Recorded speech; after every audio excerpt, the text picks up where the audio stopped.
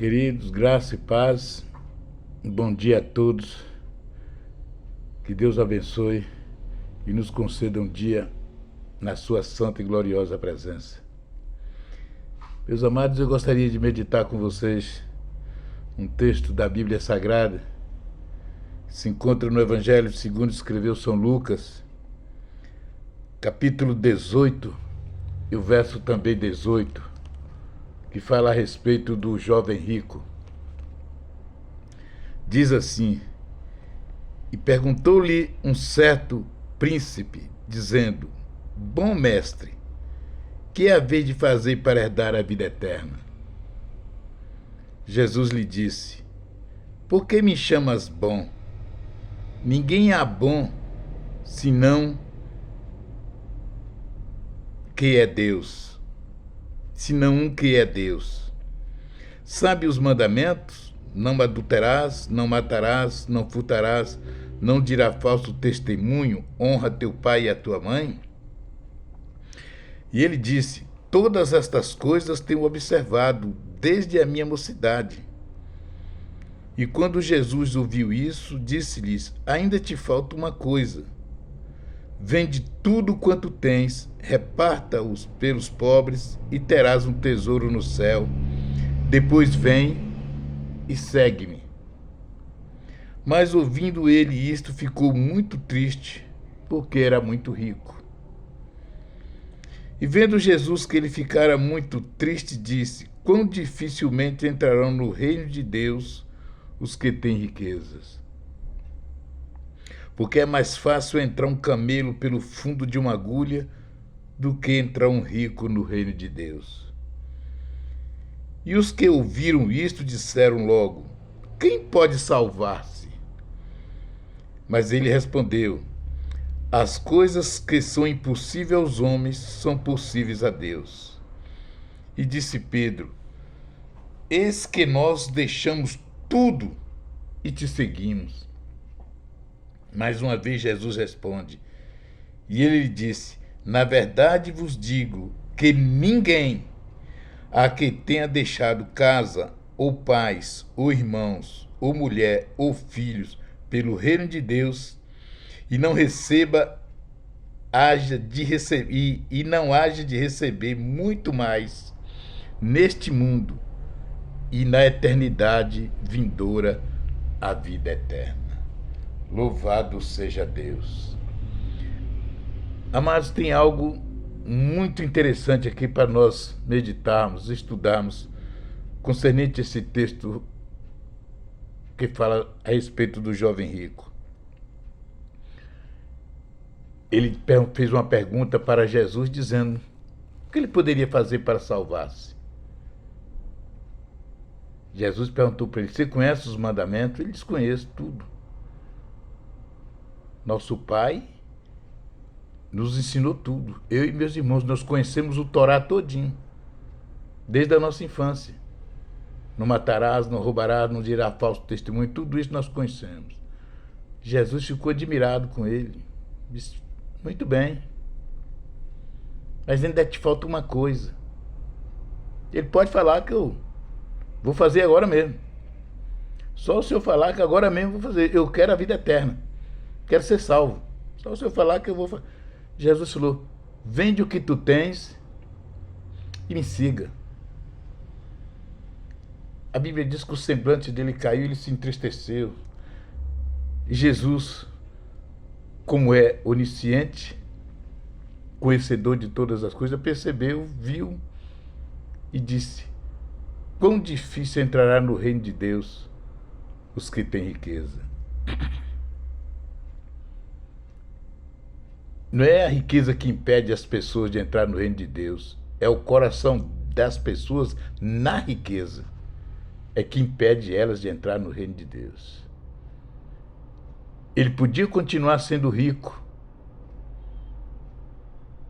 mas com coração em Deus. Mas ele conhecia uma das mandamentos, mas o coração dele não estava em Deus. Não conhecia o Deus da riqueza. E Jesus disse para os discípulos: quão difícil é entrar um rico no reino dos céus. Eles ficaram maravilhados e si. Então, desse jeito, ninguém vai ser salvo. Quem vai se salvar então? Jesus disse: os impossíveis aos homens são possíveis a Deus. Eles que é mais fácil passar um camelo no fundo de uma agulha do que um rico entrar no reino de Deus. E Pedro falou: Senhor, mas agora o negócio complicou. A coisa agora ficou complicada, porque eu e a turma aqui, ó, deixamos tudo para te seguir. O que será de nós? Vamos comer raspa de gaiola? Porque o Senhor disse que rico não entra no reino dos céus, então como é que nós vamos fazer? Nós largamos tudo para te seguir. Acho que Pedro pensou que Jesus ia passar a mão na cabeça dele. Não, Pedro, fique tranquilo. Com vocês é diferente. Assim tem muita gente também que pensa, meu, que é o bambambam. Que Deus vai passar a mão na cabeça das besteiras que fazem, que falam. Jesus não é assim, Jesus não é um homem. Jesus não pensa como nós pensamos. Jesus bateu na quinta costela dele. Dei uma que bateu na quinta costela. Jesus disse: na verdade vos digo que ninguém, ele já começou pegando pesado, ninguém há que tenha deixado casa, ou pais, ou irmãos, ou mulher, ou filho, pelo reino de Deus, pelo reino,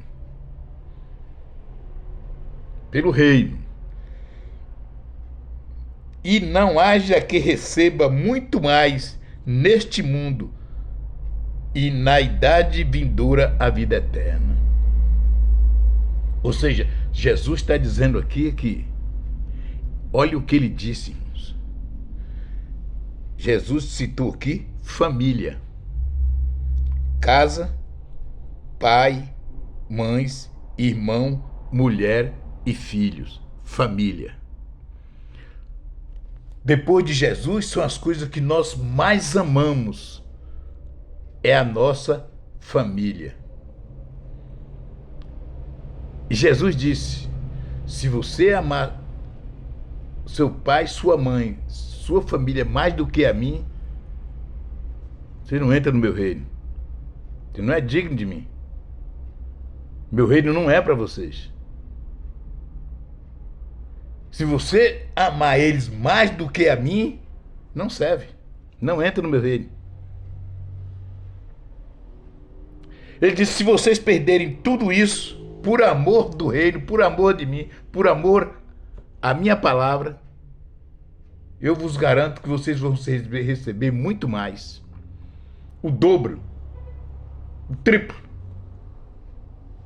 de tudo isso que vocês perderem por amor a mim. Deus quer primeiro lugar na nossa vida. Deus não quer ser o segundo nem o terceiro.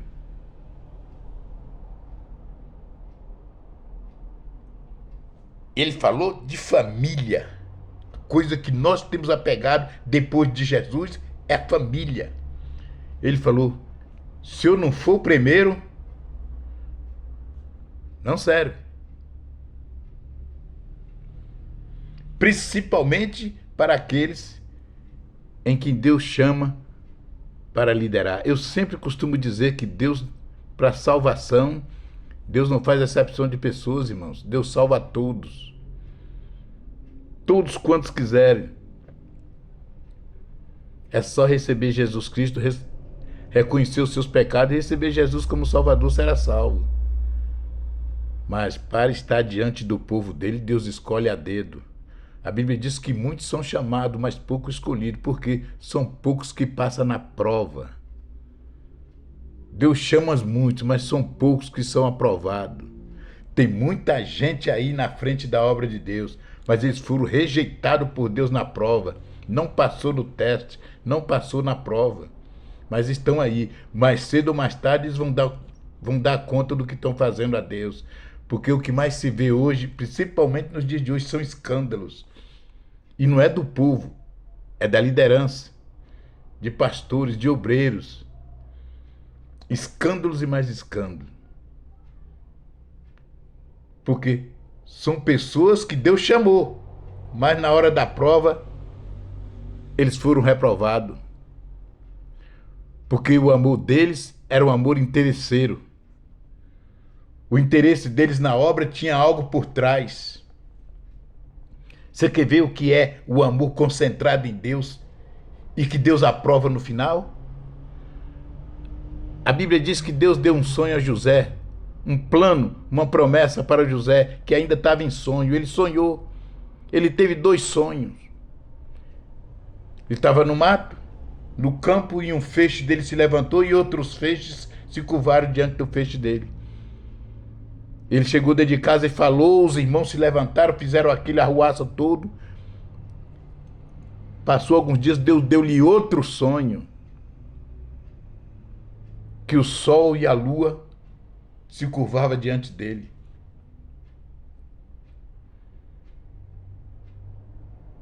E passou-se o tempo. Deus faz a promessa, meu irmão. Uma coisa, cumprimento da promessa é outra. E chegou o dia de Deus cumprir a promessa na vida de José. E Deus disse, José, vem comigo. Vamos andar um pouco comigo, que aquilo que eu te prometi em sonho, vou realizar. E começou o percalço de José. Primeiro plano, a família se reuniu, os irmãos, e venderam ele. Primeiro jogaram ele na cisterna. Depois tiraram de lá. Passou uns ismaelitas, venderam. Ele foi parar na casa de Potifar. E observe, me prove na Bíblia, José reclamando, murmurando, se lamentando. Foi parar na casa de Potifar. Lá na casa de Potifar, ele começou a pegar uma amizade tão grande ao ponto de Potifar dar para ele todo o domínio da casa. E a mulher de Potifar veio para cima dele. Ele escapou, caiu fora. Por causa disso, foi parar na prisão. Chegou na prisão, ele se torna líder dos presos. Até o dia que ele torna o palácio e se torna governador para cumprir a promessa que Deus havia dado a ele. E daí para frente você conhece a história da volta dele para a casa dos pais e tudo o que aconteceu depois. Uma coisa é Deus fazer a promessa, outra coisa é Deus cumprir a promessa. Há uma caminhada para você ser aprovado na promessa que Deus tem para mim e para você. Se murmurar, se lamentar, se reclamar, está reprovado. Olha o povo quando Deus tirou do Egito. Tinha uma promessa de entrar em Canaã. Mas por causa da murmuração, da lamentação, foram morrendo todo mundo. Escapou 2. Quer mais uma?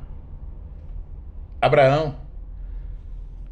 Deus tinha um plano, uma promessa na vida de Abraão, chamou Abraão, vem cá, saia da tenda um pouquinho aí. Pois não, senhor, olha para o céu. Ele olhou, tá vendo essas estrelas? Pode contar elas? Não tem como, senhor, é impossível. Deus falou, assim também é a promessa que eu tenho na tua vida. E outras vezes Deus apareceu a Abraão e tornou a reforçar a promessa.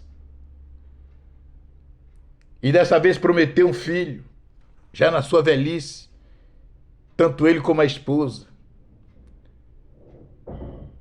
A esposa duvidou, mas ele continuou firme. E nasce o filho da promessa, o queridinho de Abraão.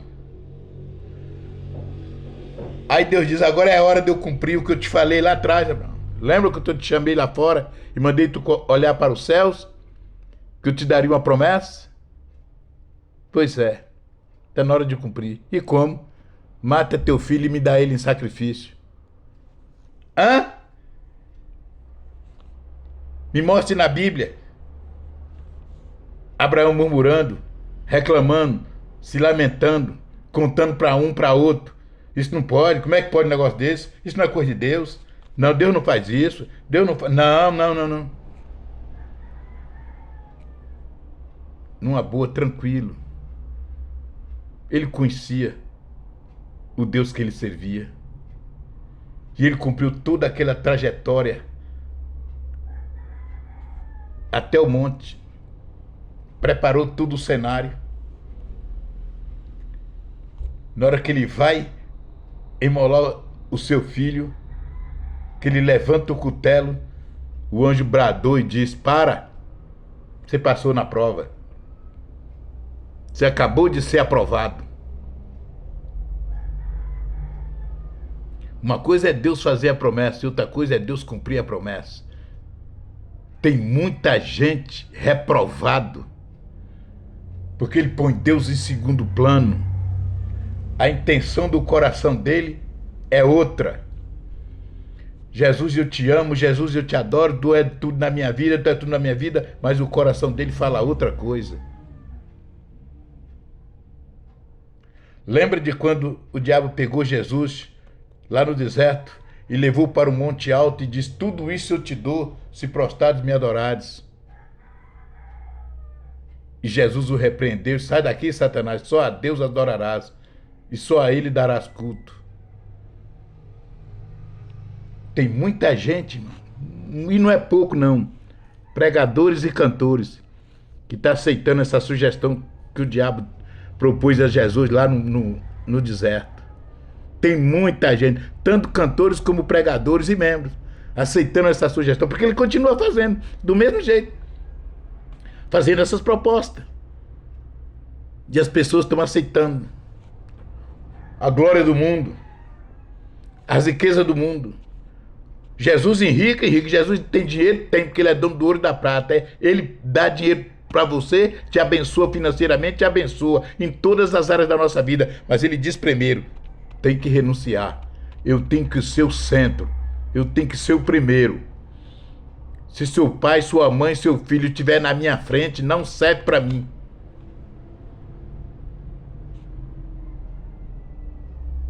Deus provou a Abraão com seu próprio filho.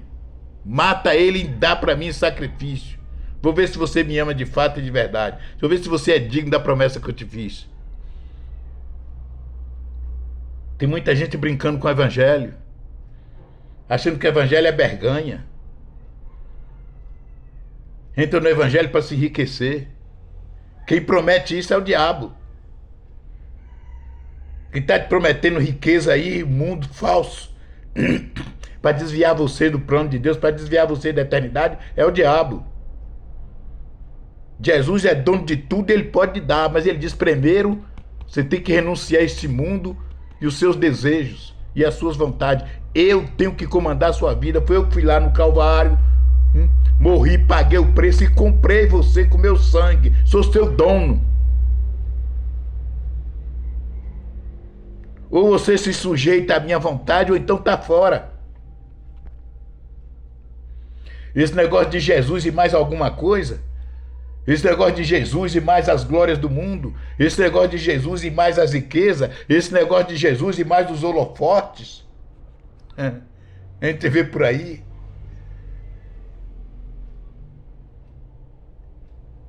Pessoas que estão pegando a proposta que Satanás fez para Jesus lá no deserto. Tudo isso é teu se tu me adorares.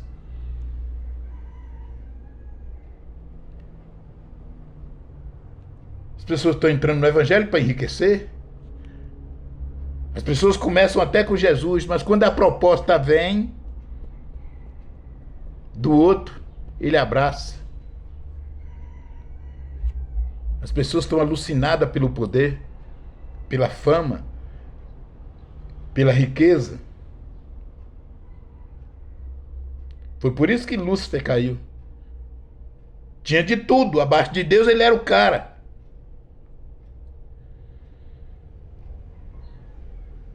Mas ele disse: não, eu subirei. Já começou pecando, já começou por aí. Eu subirei. Gente que quer subir, que quer botar o braço, quer botar a mão de braço não alcança, quer dar 2 saltos de uma vez nos degraus, vai cair.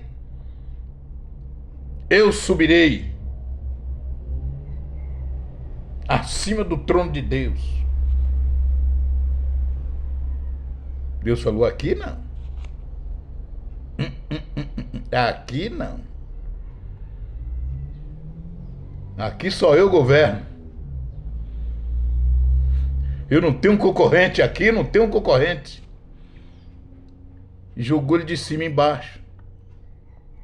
Assim tem muita gente que está no topo, mas quando despenca, meu irmão, o escândalo é feio.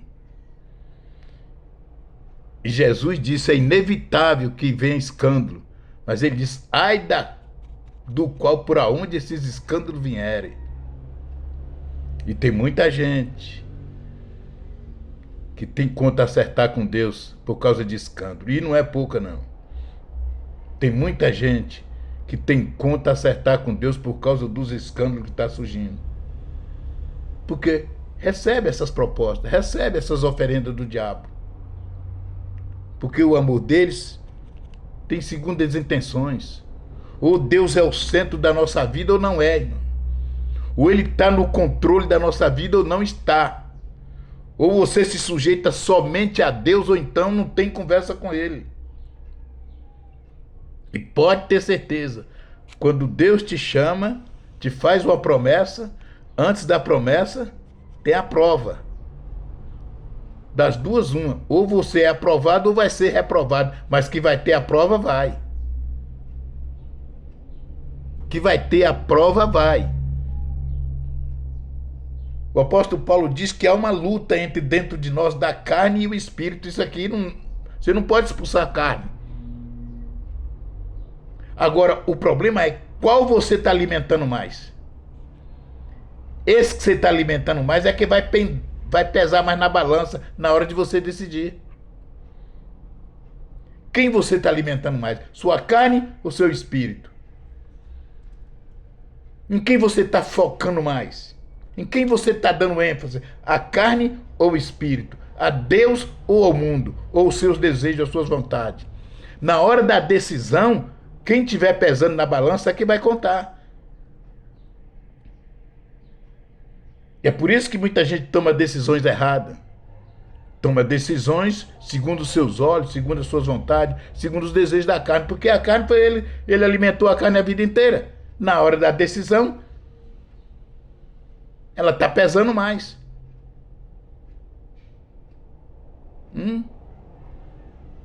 A Bíblia diz, buscar o Senhor enquanto se pode achar. Nós estamos em tempo de buscar a Deus. Mas não querem. As pessoas perderam o desejo de buscar a Deus, perderam o desejo de estar na casa de Deus, perderam o desejo de orar. Quando eu me converti não existia uma internet, celulares. A gente só fazia uma coisa, de casa para o trabalho, do trabalho para a igreja, igreja para o monte, orando de madrugada, de tarde, de noite. Era só isso que a gente fazia.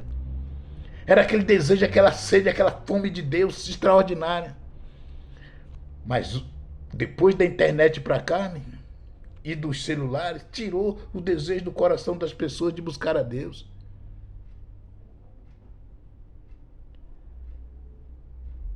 As pessoas, os pregadores preparam a mensagem pela internet.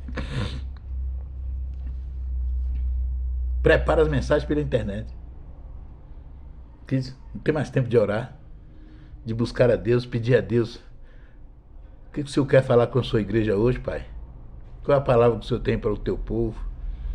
Me ilumina, me revele. Não. Depois diz que Deus é o centro de uma pessoa dessas pessoas. Deus está no controle. Como, irmão? Ele disse, se você ama, ele já está dizendo aqui, família. E eu estou falando aqui de coisas seculares da nossa vida. Agora imagine família. Que uma das coisas que nós mais amamos depois de Deus é a nossa família. Quem você ama mais do que a Deus? Seu pai? Sua mãe? Seu filho? Sua esposa ou esposo? Você tem mais amor a eles do que a Deus? E se Deus pedir um deles, como é que você vai fazer?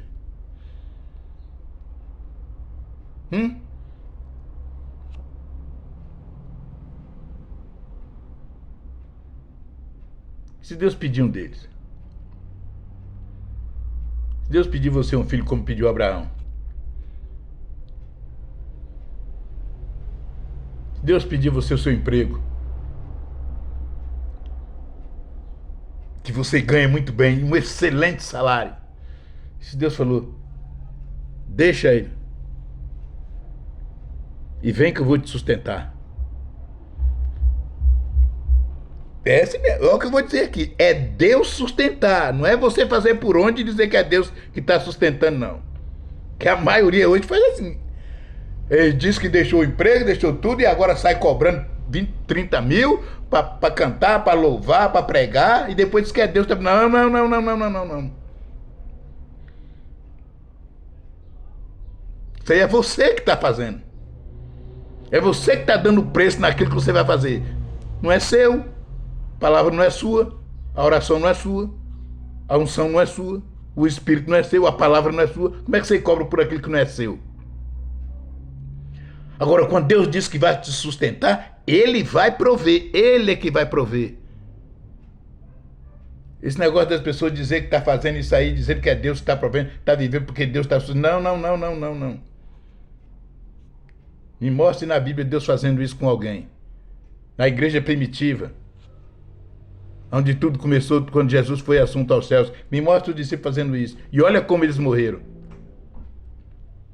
A igreja perdeu o foco. Porque hoje as pessoas primeiro querem o cacau. Vai pregar, primeiro tem que cair o Pix.